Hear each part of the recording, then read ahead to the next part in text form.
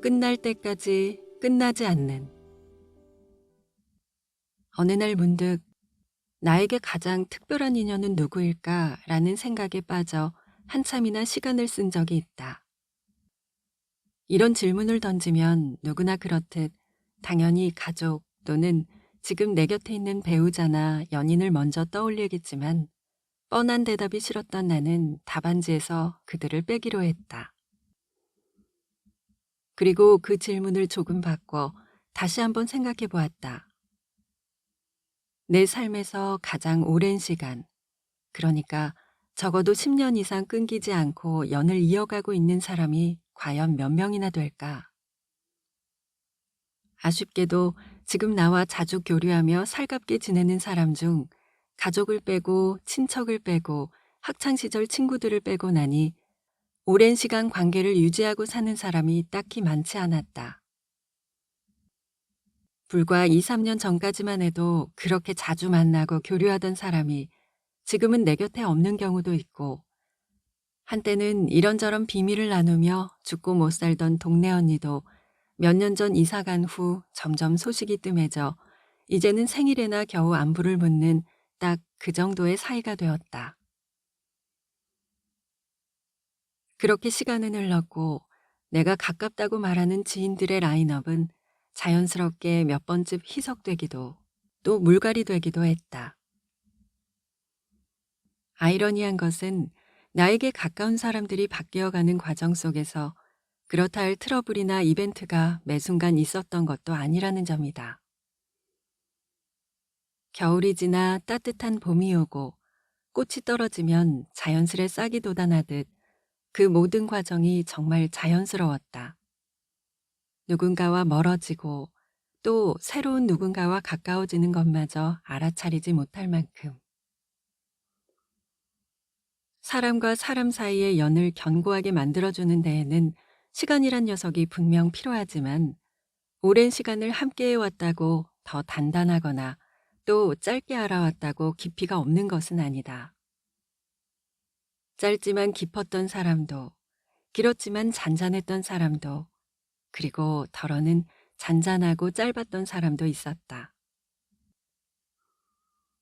서로에게 필요한 존재일수록 관계는 더 오래 유지된다는 이야기를 어디에선가 들은 적이 있다.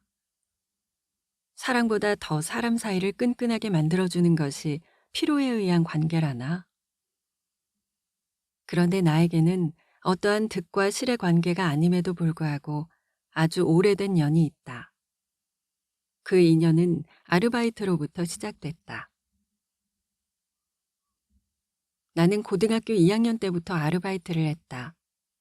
그때 나의 아르바이트 목적은 용돈이었고 용돈의 사용처는 핸드폰 통화료 그리고 친구들과 노는 데 필요한 여가비 정도였다. 그 해봄 갑작스레 암 진단을 받게 된 엄마는 항암 치료를 위해 하시던 일을 모두 정리하셔야 했다. 집에서 병원까지 2시간이 넘게 걸리는 그 먼 거리를 오가며 입원과 퇴원을 반복하시는 엄마에게 용돈을 달라는 말을 차마 할 수가 없었던 나는 차라리 아르바이트를 택했다. 당시 하루 서너 시간 일을 하면 한 달에 20만 원 남짓 벌었던 것 같은데 그때는 그 돈이 꽤 크게 느껴졌다. 그래서인지 아르바이트는 별로 힘들지 않았다.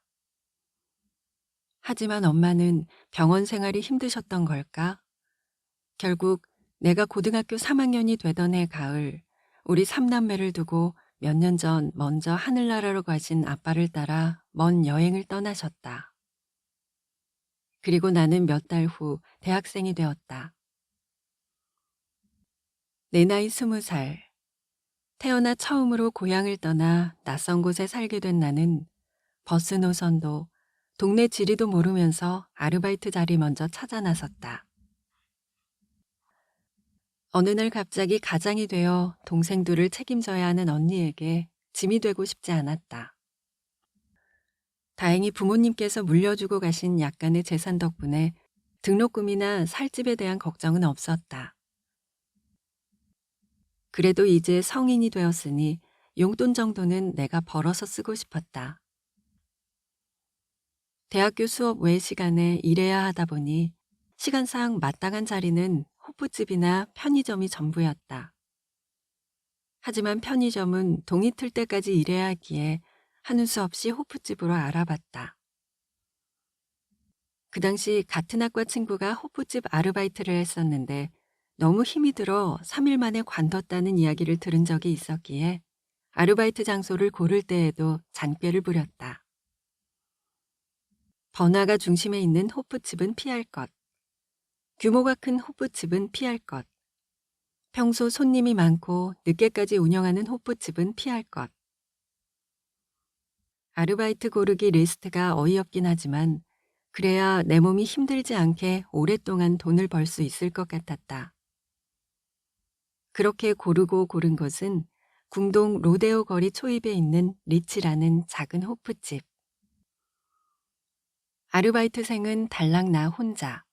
사장님과 나는 함께 홀에서 서빙을 했고 사모님이 주방에서 안주를 담당하셨다. 출근 시간은 오후 6시였지만 5시 20분까지 가면 사모님이 해주시는 맛있는 저녁을 공짜로 얻어먹을 수 있었기에 나는 웬만하면 일찍 출근했다. 사모님 음식 솜씨는 꽤 뛰어났다. 뭐든 잘 먹는 나를 딸처럼 예뻐하시며 내가 먹고 싶다는 것은 무엇이든 뚝딱뚝딱 해주셨다. 그때마다 요리 솜씨가 좋았던 엄마 생각이 났다.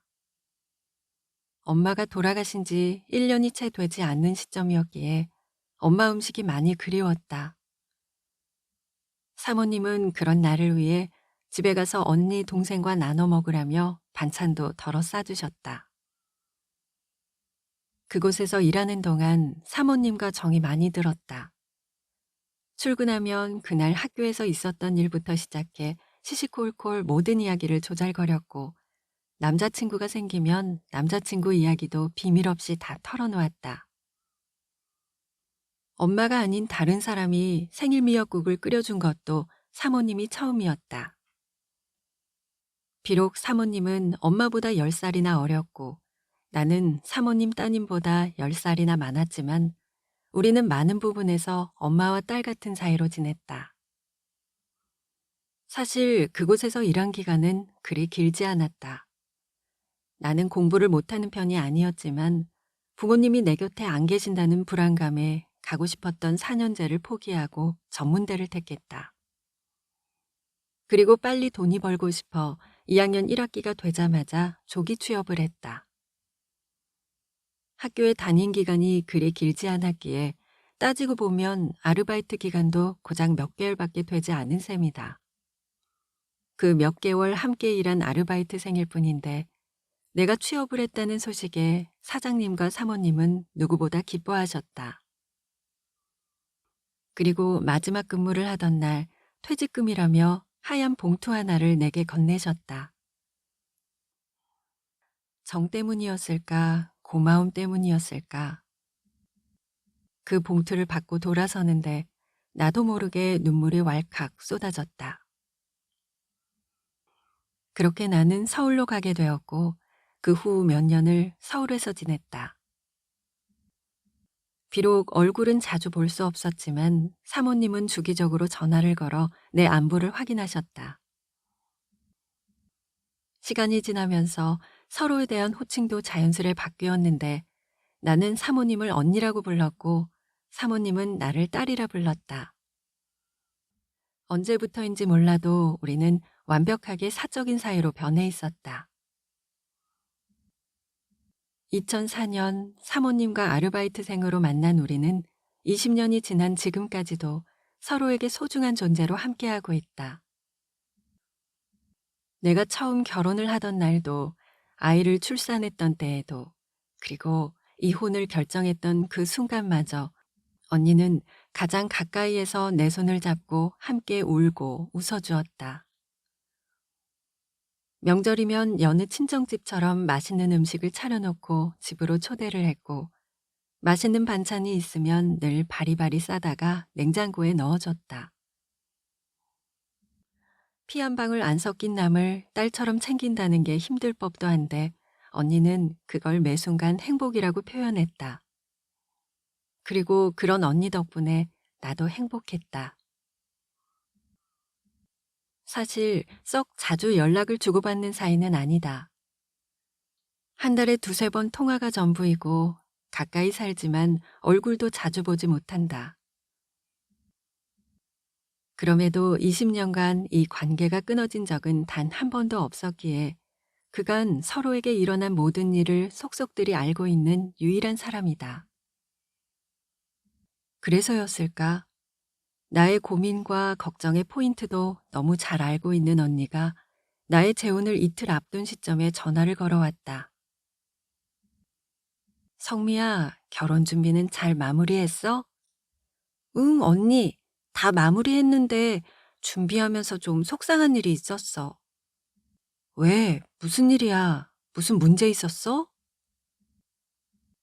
지금 남편과 나는 연애 기간도 길었고 함께 산 기간도 길었기에 결혼식은 딱히 중요하지 않았다.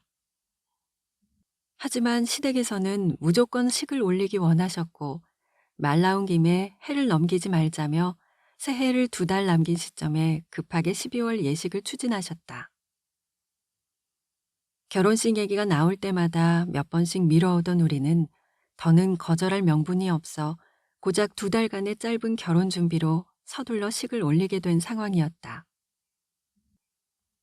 문제는 지난 9월 남동생이 결혼식을 올렸는데 고작 3개월 만에 내가 또 잔치를 하는 입장이라 우리 집안에서는 썩 달가워하지 않았다.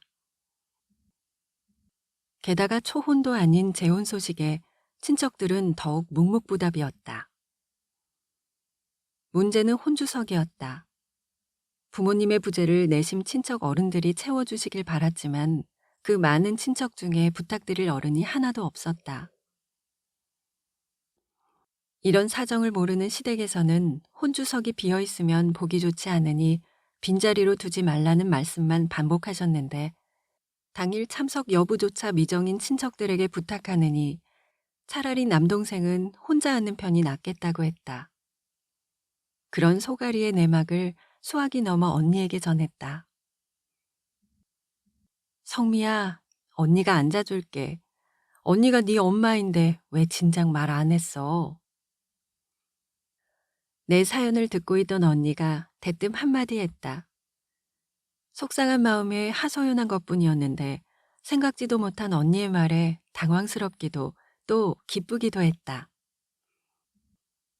언니 진짜야? 고작 이틀 뒤가 결혼식인데? 그게 뭐 어려운 일이라고 못 해주겠어? 얼른 한복되어 가능한지는 알아봐. 그간 나에게 엄마 같은 존재였던 언니가 진짜 친정엄마가 되는 순간이었다. 눈물이 왈칵 쏟아져서 수화기에 대고 펑펑 울었다. 그간 참아왔던 속상함과 서러움, 그리고 고마움과 기쁨, 그 사이 어디쯤에 감정이 폭발했던 것 같다. 눈물과 함께 그간 언니와 보낸 수많은 시간도 머릿속을 스쳐 지나갔다. 우리의 인연이 새삼 감사했다. 언니 덕에 나의 결혼식은 부족함 없이 끝이 났고 그날 이후 우리는 진짜 가족이 되었다. 나이가 들수록 인연을 맺기란 결코 쉬운 일이 아니라는 것을 깨닫고 산다. 그런데 그보다 더 어려운 것은 지금의 인연을 잘 지켜나가는 일인 것 같다. 관계를 지키기 위해 시간과 비용과 노력을 쏟아부었던 시절도 있었지만 이제는 내가 노력해야 지켜지는 인연은 미련 없이 놓아버린다. 인연은 필요해서 곁에 있거나 잘난 겉모습을 보고 곁에 있는 것이 아니다. 사랑으로 맺어지는 인연에는 유통기한이 있고 조건으로 맺어진 인연에는 이유가 따른다. 사랑의 유통기한이 다 되거나 조건이 없어지면 우리는 서로에게 더 이상 필요한 존재가 아닌 남이 된다. 그래서 진짜 인연은 조건이 없는 인연인 것 같다. 내가 어떤 모습이든 있는 그대로의 나를 좋아해주는 그런 인연. 이제는 내가 굳이 머리 쓰고 노력하지 않아도 묵묵히 나의 시간 언저리에서 나와 함께 걸어주는 사람들과 연을 이어가고 싶다. 너무 가깝지도 그렇다고 너무 멀지도 않은 딱 그 정도의 거리에서 서로를 진심으로 응원하며 동행해주는 존재. 서로가 서로에게 쓰며 무슨 일이든 기꺼이 함께할 수 있는 존재. 같이 있을 때만 즐거운 것이 아니라 곁에 없을 때도 서로를 감싸줄 수 있는 그런 존재. 감수성의 농도와 결의 방향이 비슷한 존재. 나에게 언니가 그러하듯 나도 누군가에게 그런 년이고 싶다. 사람은 누구나 정서적 의존의 대상을 찾게 된다. 삶의 무게에 지쳐 있을 때 한 줄기 빛으로 등장해 줄 인물. 내 인생에 있어 기억에 남을 만한 그런 인물들이 과연 몇 명이나 있을까? 지나온 삶의 시간이 주마등처럼 머릿속을 훑고 지나간다. 내 기준에 맞추어 인연을 세 부류로 구분해 보자면 첫 번째는 내가 힘들고 어려울 때 물심양면으로 도와주는 잊지 못할 고마운 사람들이다. 슈퍼맨처럼 적시적소로 기가 막히게 출연해주는 사람들이 가끔 나타나기도 한다. 하지만 세상에 그러한 사람들만 있으면 얼마나 좋을까. 이러한 귀인들과는 반대로 다시는 마주치고 싶지 않은 사람들, 차라리 만나지 않았으면 좋았을 사람들도 있을 것이다. 흔히 악연이라고 표현한다. 마지막 세 번째로는 내 주변에 항상 맴돌고 있지만 있으나 마나 하는 별로 존재감이 없는 사람들이다. 여기서 누구나 제일 되고 싶지 않은 타입은 가장 영향력이 없는 세 번째 부류일 것이다. 내 생각에도 뜨뜻미지근한 것보다 차라리 귀인이든 악연이든 둘 중 하나가 더 임팩트 있게 기억에 남을 것 같다. 귀인. 인복이 많은 것 같다. 때에 따라서 어디선가 도와주는 사람들이 늘 주변에 있었다. 그 사람들 덕분에 이루려는 목표에 무사히 도달하게 되었고 계획보다 더 수월하게 임무를 수행한 적이 한두 번이 아니었다. 강사의 길을 준비하고 있던 시절 그 꿈을 펼칠 수 있도록 여러 가지 방법과 실질적인 노하우를 전수해 주신 대학원 교수님이 계셨다. 그 교수님 덕에 지금의 류 강사가 존재한다고 해도 과언이 아니다. 초보 강사에게 여러 강의를 맡겨주시고 현장 경험을 쌓게 해주신 것이 내겐 너무나도 큰 은혜였다. S기업 강의를 맡기시고 잘할 수 있을 거란 말씀과 함께 환하게 웃어주시며 응원해주신 그날을 잊지 못한다. 또한 본인의 강의에 선뜻 참관시켜주며 다방면으로 눈을 뜰 수 있게 해준 친언니 같았던 분도 있다. 여러모로 도움을 주신 주변 대표님들과 강사님들, 그리고 친구들과 가족들 모두 너무 소중하고 감사하다.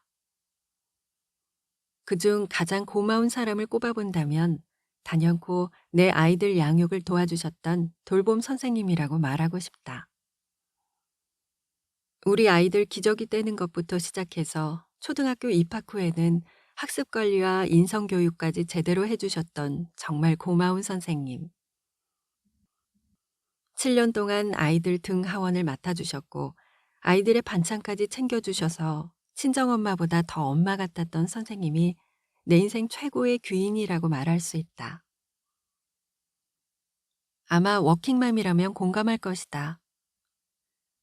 커리어 우먼으로 일과 살림을 병행하면서 아이들 케어까지 혼자서는 감당할 수 없다는 것을. 그래서 내 자식을 맡아주고 돌봐주는 사람이 있다면 엎드려서 절이라도 하고 싶을 정도로 최고 감사한 분이라는 것을. 악연. 자, 이제 반대로 지금 이 자리에서 류수진의 최고 악연을 꼽으라고 한다면 나는 망설임 없이 5손가락 안에 드는 사람의 명단들이 금세 나올 것 같다. 하지만 누설하지 않겠다. 나에게 있어서는 잊지 못할 악연이지만 그래도 누군가에게는 그들도 귀인일 수 있으니까. 너 때문이야. 너만 내 인생에서 사라지면 좋겠어. 상대방을 탓하고 모든 책임을 상대에게 전가하며 나만 피해자인 듯 억울해한 적이 한 번쯤은 있을 것이다. 어떤 순간은 상대방이 법적 처벌을 받아야 할 만큼의 큰 잘못을 할 때도 있다. 그러나 시간이 지나고 보면 깨닫게 된다. 그 정도까지 호들갑을 떨 일은 아니었음을. 물론 시간이 한참 지나고 상처가 다 아물고 나서야 깨달을 수 있는 일이지만 그 순간에는 죽을 정도로 심각한 일이었다. 내가 죽든지 아니면 네가 죽든지 둘 중 한 명은 이 세상에서 없어져야 일이 해결될 듯했다. 믿었던 만큼 배신감은 더 클 것이고 사랑했던 만큼 증오는 배가 될 것이다.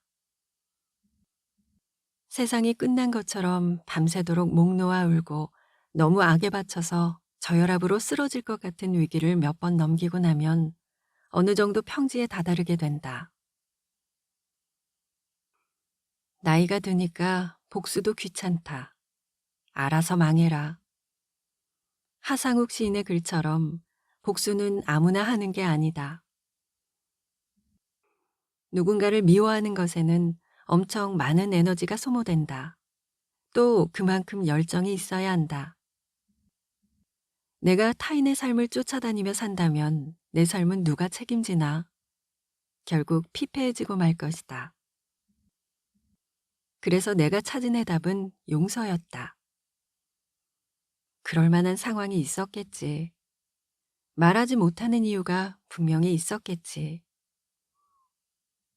나를 거쳐간 나의 악연들 덕분에 더 성숙해지고 단단해지는 마음의 내성이 생긴 것 같다. 철이 철을 날카롭게 하듯 연단되고 단련되어 강한 멘탈의 소유자가 되기를 기대한다. 고맙다면 고마움의 표현을, 미안하다면 진심 어린 사과의 표현을 한다는 것이 그리 어려운 것은 아닌데 단지 어색하고 머쓱해서 그냥 지나치기 마련이다.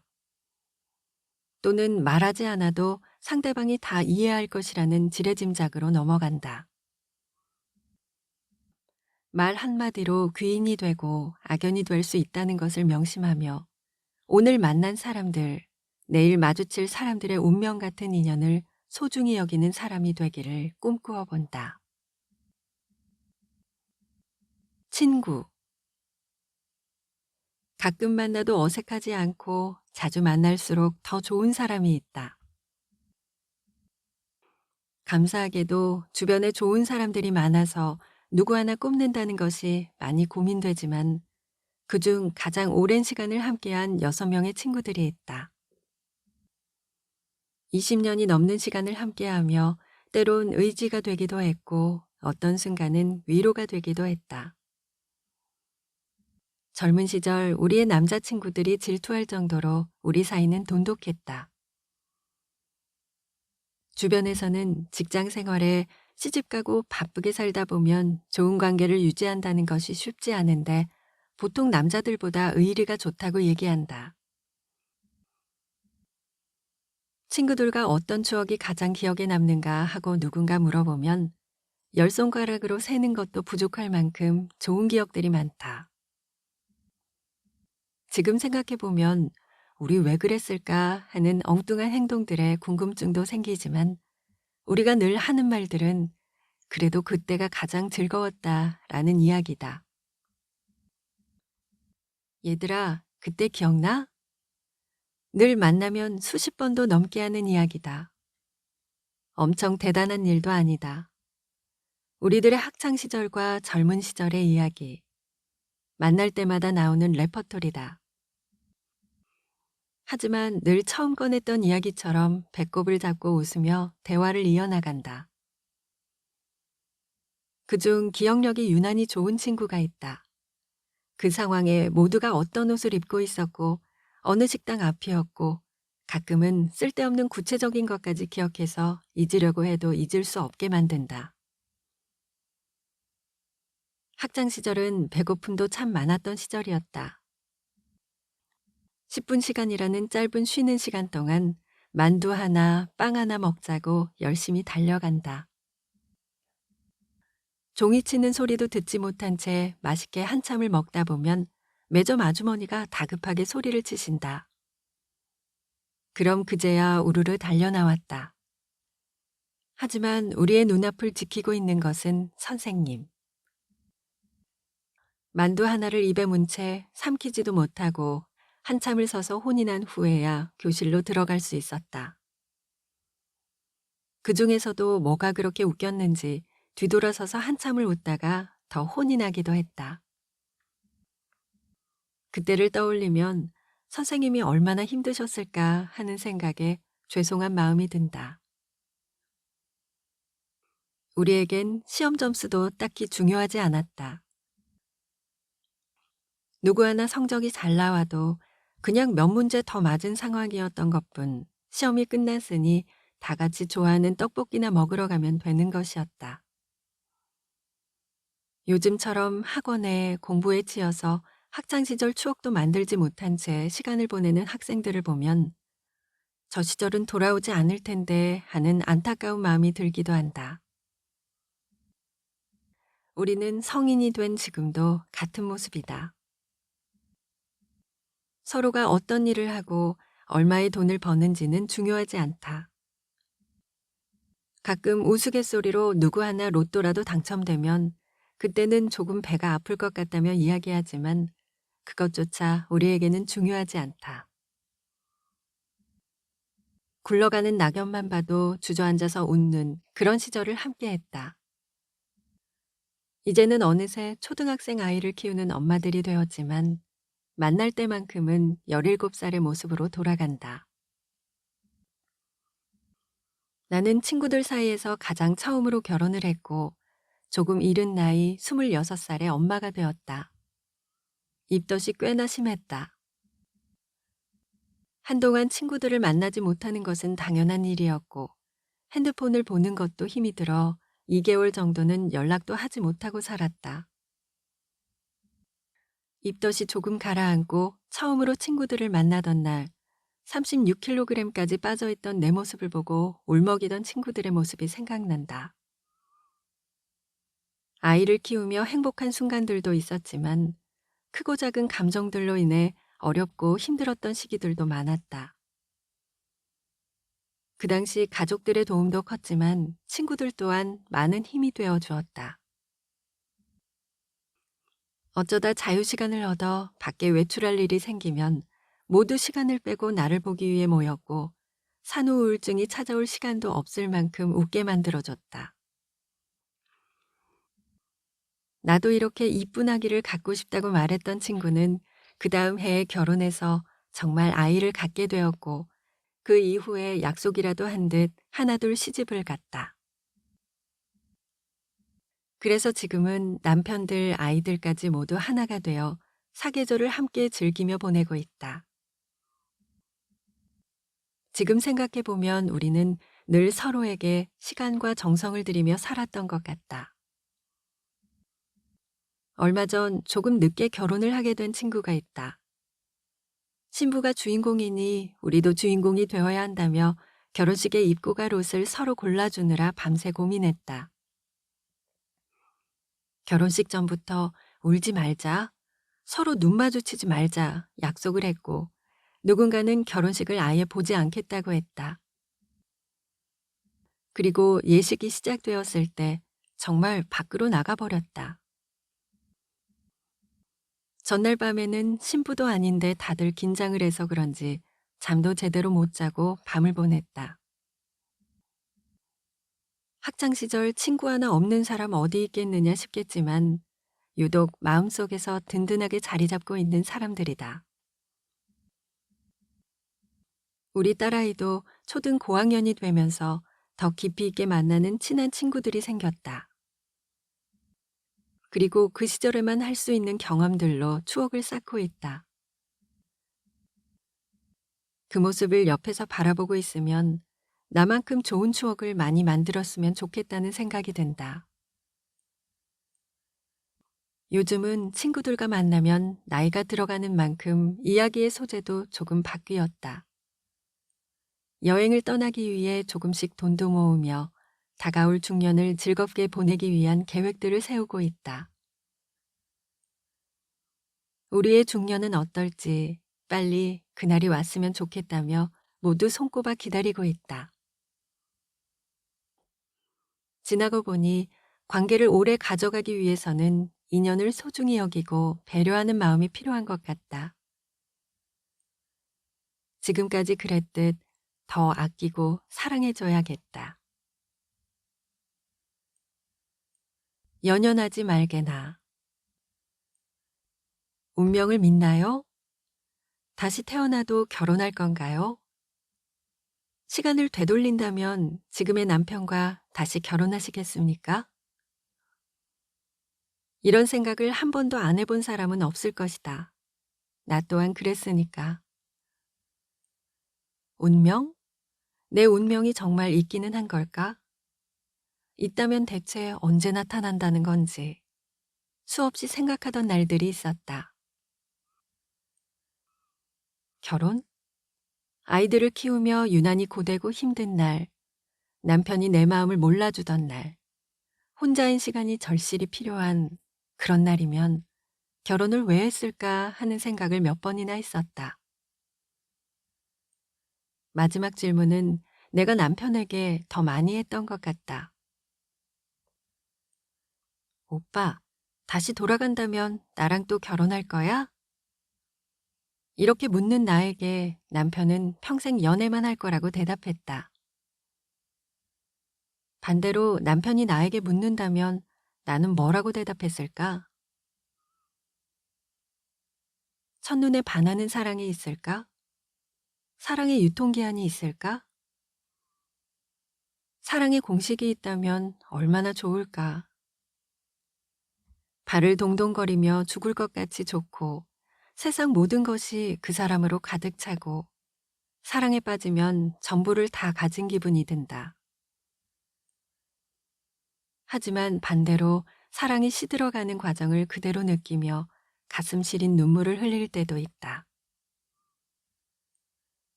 이별은 하기도 전부터 버겁다. 아마도 이별이란 단어의 의미와 무게 때문인 것 같다. 설렘, 사랑, 이별 중 이별은 정말 겪고 싶지 않은 과정이다. 27. 고등학교 친구들과 양평으로 1박 2일 여행을 갔다.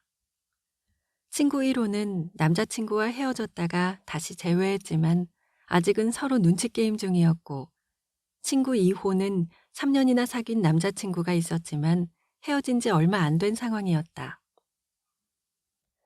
친구 3호는 여행 내내 핸드폰을 손에 쥐고 얼굴엔 미소가 끊이질 않는다. 썸 타는 중이다. 친구 4호는 남자친구를 좋아하는 마음은 크지만 현실과 이상 사이의 갈등을 느끼며 이별을 준비하고 있었다. 여자들만 함께하는 여행은 보통 그렇다. 먹는 것으로 시작해서 먹는 것으로 끝난다. 밥배, 디저트배, 술배가 따로 있다. 배불러 죽겠다, 배 터져 죽겠다 하면서도 밤새워 먹고 또 먹는다. 끝없이 먹으면서 연애 이야기만 한다. 이 와중에 제일 힘든 친구는 이별한 지 얼마 안 된 친구라 생각했다. 그날 밤 우리는 그 친구를 위로하기 위해 애썼다. 3년간의 연애사를 모두 지켜봤기 때문에 이별이 힘들 거라고 예상했는데 생각보다 이 친구 괜찮네. 근데 정말 괜찮아 보인다. 힘들기는 하지만 참아내고 있고 잘 지내고 있다고 말한다. 헤어진 것도 힘들고 달려가 보고 싶을 때도 많지만 이별을 받아들이는 시간을 갖기로 했다 말한다. 함께하던 것들에 연연하지 않고 혼자의 시간을 고스란히 받아들이는 과정이 오히려 좋다는 것이다.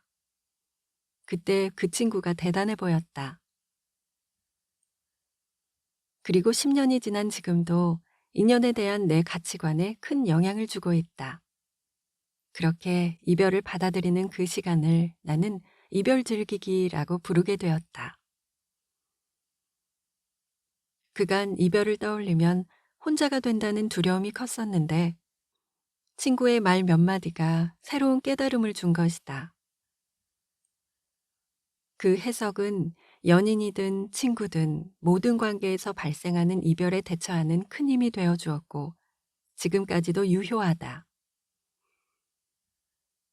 보통 사람들은 이별을 회피하거나 대충 넘어가고 싶어 한다.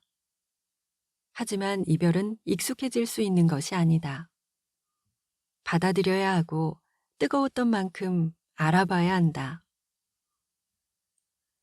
앓고 알아서 그 시간을 온전히 겪으며 마음을 정리하는 시간이 필요하다. 감기 걸렸을 때 제대로 회복하지 않으면 면역력이 약해져서 더 쉽게 감염되는 것처럼 마음이 꼭 그런 것 같다. 약해질 대로 약해진 마음이라 좋은 사람인지 아닌지, 이게 사랑인지 아닌지, 아니면 다른 어떤 감정인지 나조차도 헷갈릴 수 있다. 그렇기에 온전하게 아픔을 견뎌내는 시간은 내 마음을 더 단단하게 만들어준다. 이렇게 이별을 받아들이니 두려움은 줄고 관계에 연연하지 않게 되었다. 관계에 연연하지 않는 것, 이별에 연연하지 않는 것, 혼자가 되는 두려움에 연연하지 않는 것. 그만큼 더 좋은 사람을 알아보는 마음과 눈이 생긴다고 믿는다. 나도 누구나 겪는 사랑과 시련을 경험하며 어른이 되었고 사랑도 이루었다. 질문에 대한 내 대답은 이렇다. 나는 운명을 믿고 사랑도 믿는다. 그리고 다시 태어나도 지금의 남편과 결혼할 것이다. 그렇기에 완전한 사랑을 지키기 위해 평생 노력해야 한다. 모든 관계는 편해지고 난 다음 유지 단계가 더 중요하다. 지속되는 관계일수록 서로 불만이 생기기 마련인데 내가 더 힘든 것 같고 내가 더 사랑하는 것 같고 나만 애쓰는 것 같을 때 내 마음이 더 큰 것처럼 느껴질 때 연연하기 시작한다. 연인 관계에서도 자주 하는 말이 있다. 예전에는 안 그랬는데 사귀기 전에는 잘해주더니 요즘은 왜 그래? 변했어. 설레던 때가 그리워. 말 그대로 유지를 잘해야 하는 단계이다. 관계에 대한 연연은 내 감정을 깨달을 틈을 빼앗아 간다. 연연하는 순간 본질은 사라지고 집착스러운 생각으로 가득 차기 때문이다. 내 마음속에 엉켜버린 감정들을 들여다보자. 상대를 탓하거나 자존심을 내세우기보다는 관계의 본질을 생각하며 지혜롭게 풀어나가야 한다. 문제가 있는 쪽은 내 자신일 가능성이 크다는 걸 잊지 말자. 그래서 나는 이 말을 좋아한다. 벤저민 프랭클린의 If you would be loved, love and be lovable. 해석하면 사랑받고 싶다면 사랑하라. 그리고 사랑스럽게 행동하라이다. 관계 속에서 부정적으로 연결되는 생각을 다시 되돌아보게 만들어준다. 그리고 연인 때문에 힘들어하는 친구들에게도 자주 들려주었던 말이다. 늘 사랑받기를 원하지만 내 모습은 그때와 같은지, 여전히 사랑스럽게 행동하고 있는지, 상대가 좋은 사람이길 바란다면 내가 먼저 좋은 사람인지를 생각해 보라고 말이다. 비로소 내가 준비되었을 때 그런 나를 알아봐주는 사람이 나타날 것이기 때문이다. 준비된 사람들이 서로를 알아보는 운명. 타이밍은 이럴 때 쓰는 말 아닐까? 인연에 연연하지 말게. 이별에 연연하지 말게. 사랑에 연연하지 말게. 연연하지 말고 If you would be loved, love and be lovable.